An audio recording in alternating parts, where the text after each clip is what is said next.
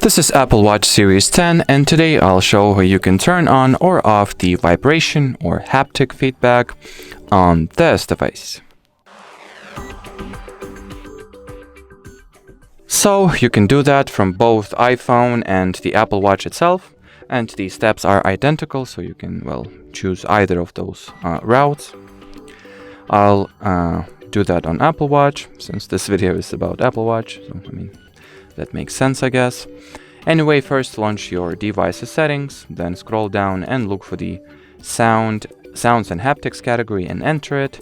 Here scroll down and stop when you see the crown haptics and system haptics toggles. Now if you would like to entirely switch off the vibration, disable both of them here. If you would like, you can customize it, you can make it so that you have crown haptics but no system haptics and vice versa. You can leave the system haptics only, that's up to you.